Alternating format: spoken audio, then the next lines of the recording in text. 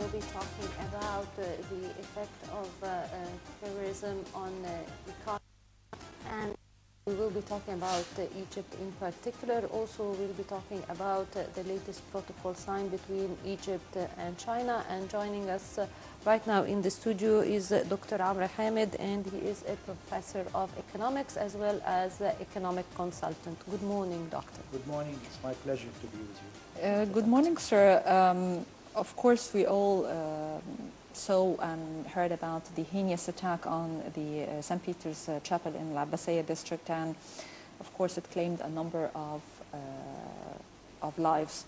From your own point of view, from the economic point of view, how far this can affect the already suffering economy in Egypt?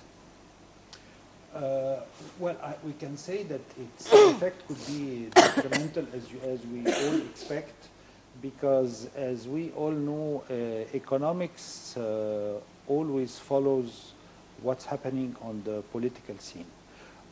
What is very important is to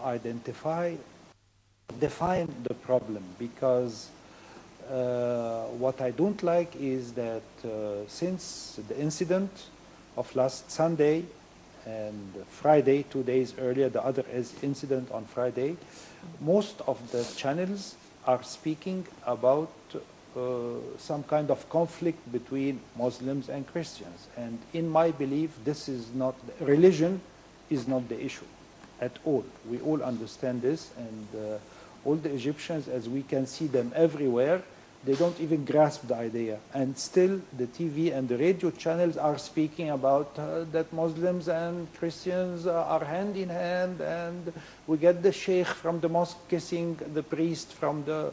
This is not the issue at all. So this is something that we should put aside. The second issue that we put aside is that we're speaking of terrorism. And in my understanding, it is not terrorism, because a terrorist is someone who is getting some material gain of what he is doing.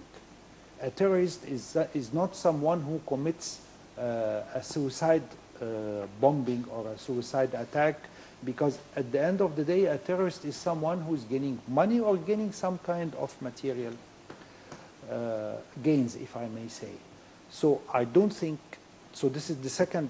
The first issue that I believe in is that it is not a question of religion or conflict of religion between Muslim, Christians, or whatever. The second issue is that it is not a question of terrorism. Mm-hmm. The third very important issue is that it is not extremism.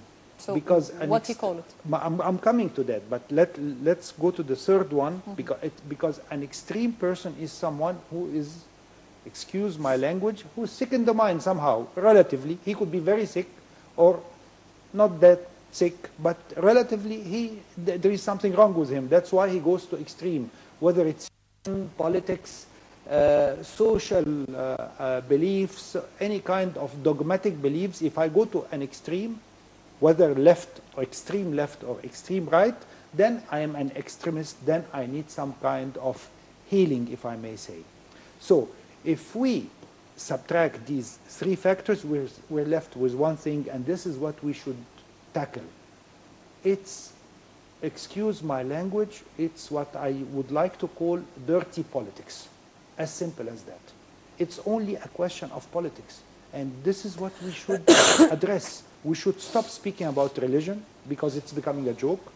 We should not speak about extremism, because even if it's extremism, it just needs some kind of healing. And we should stop speaking about this third issue. It's only politics. And I may call it dirty politics if you want, but it is only politics. Let's address it. Let's speak about it. This is one side, your question.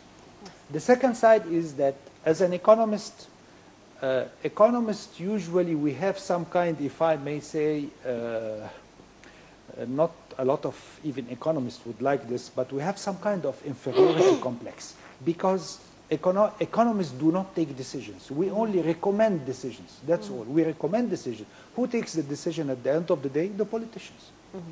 So we always recommend, we make our research, we make our studies, and at the end of the day, our hands are not really free. There is always the politicians, unfortunately, who take the decision. So economics follow the politicians, the political system. If there is a strong regime in any country, whether it is Egypt, whether it's any country in the world, then economics will follow. It's always like this. If the regime is not strong, if there is a problem, then economics will also not be strong. This is always the case. So the idea is that we should always put the horse in front of the chart, not behind it. And this is mainly the idea that we should always focus on. Doctor, but in Egypt, every time, even if it's a simple bomb, of course, this terrorist attack was a major one, but even if it's a simple bomb, our economy and tourism gets affected. Meanwhile, in other countries, like if you look at the Paris attack, it didn't affect its economy.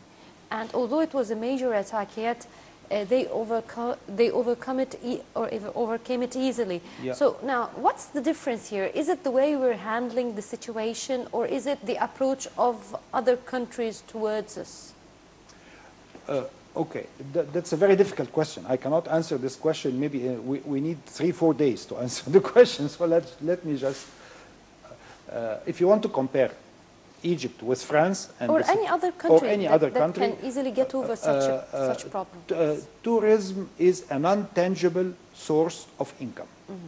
And that's the problem that we have in Egypt. If you want to compare Egypt with a big economy like France, France is a very solid economy that is balanced economically. Now I'm speaking economics. Yes. It's balanced horizontally and it's balanced vertically. By horizontally, I mean that they have a very strong industry, they have very strong agriculture, they have very strong services, they have very strong energy sector, they have very strong IT sector, they have very strong tourism industry, so it's balanced horizontally. But the problem with Egypt now is that we don't have this kind of horizontal balance. Our industry sector is becoming weak, our agricultural sector is becoming weak, we are becoming so much a service economy that relies a lot on imports. And that's another weakness. That reminds me of a very important slogan that was mentioned in front of President Sisi in Sharm el-Sheikh by an economic expert, Mr. Adel al-Labban, when he said, export or die. This is the situation now. If we're not going to promote our exports, our economy is going to die. That's one thing. And then another expert, Dr. Hala Said, the dean of the faculty of economics, Cairo University, 2 days ago, just before the incident, in front of President Sisi, what did she say?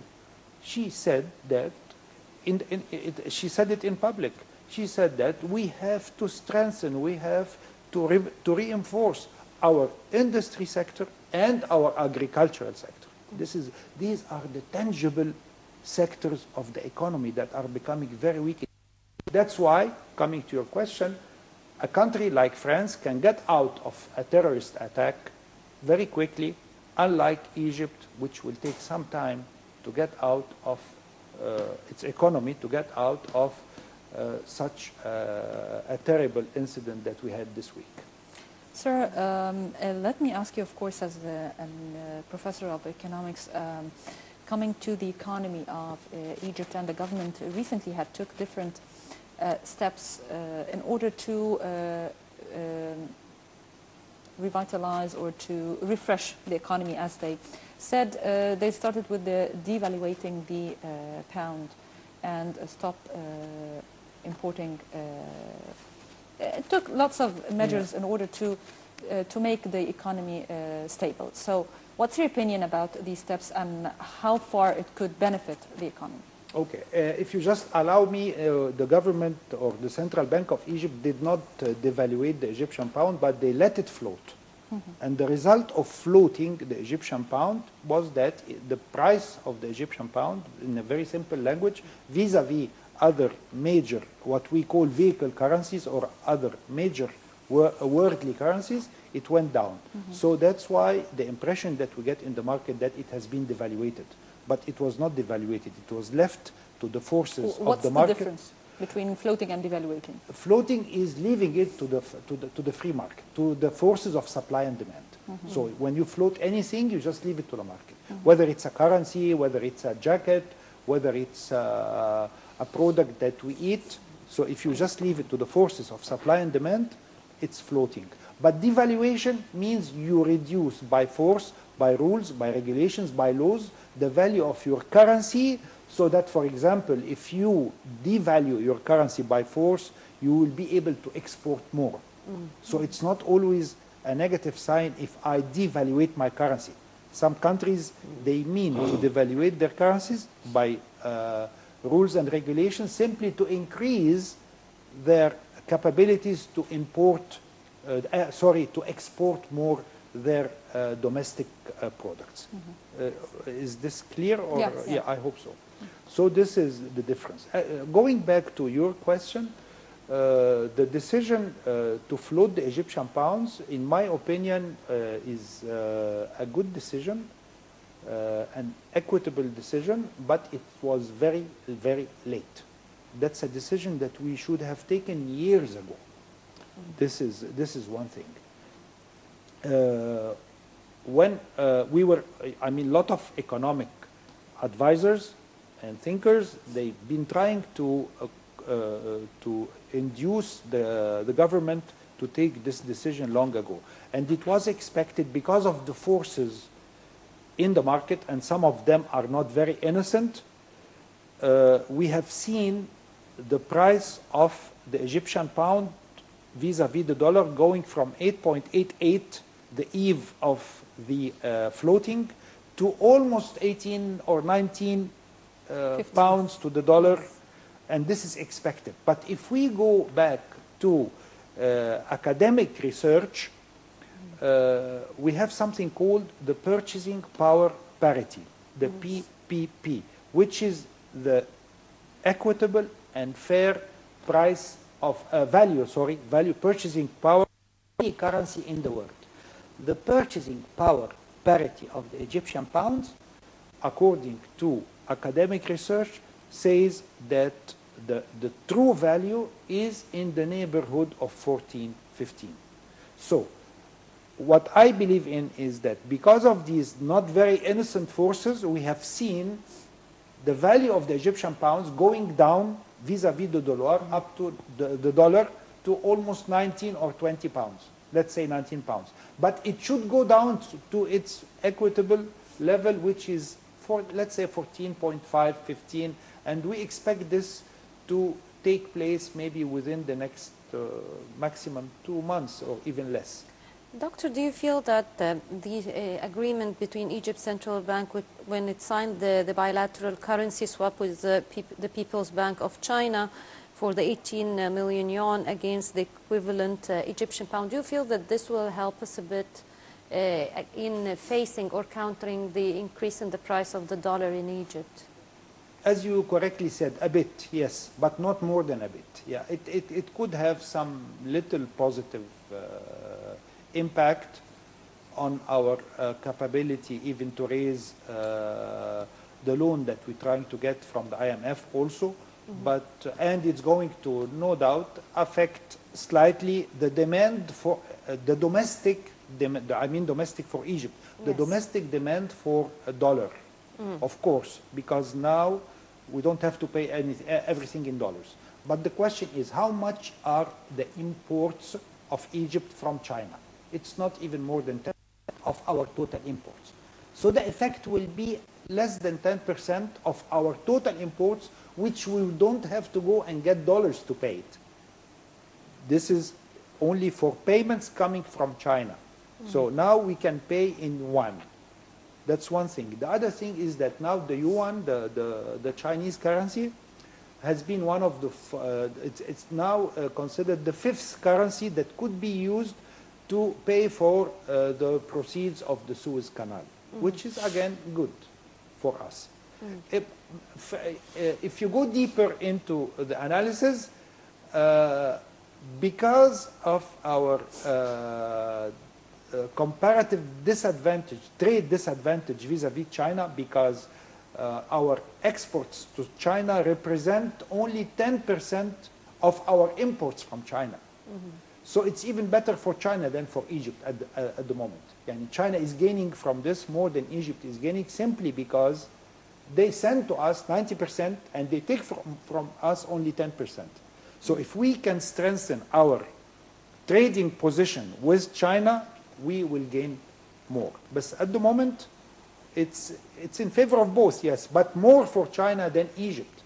Yes. And if you want to prove, look at what happened to the yuan, the Chinese currency vis-à-vis the Egyptian pounds the last week. It has strengthened slightly. Sir, why there is a bond between our currency and the US dollar? Why our pound is not free from this bond? This is not only the situation with Egypt. This is a situation with a lot of currencies who have very strong commercial terms of trade, actually, with one of the big economic forces. And as you know, up till now, United States of America is the biggest economic force on earth. How long this is going to stay, we don't know, but we have seen Japan going back from number 2 to number 3, and China becoming now number 2. But America is still number 1. China is aiming to become number 1. But up till now, America for us is a very important trading partner for Egypt. So we will continue to rely on that. That's one of the very good reasons why we're still tied up to the dollar. It's our major trading partner. That's one thing. The other thing is that we have to also remember that the dollar is the most still the most important vehicle currency in the whole world. So it's not only Egypt in this respect. A lot of currencies are tied up to the dollar.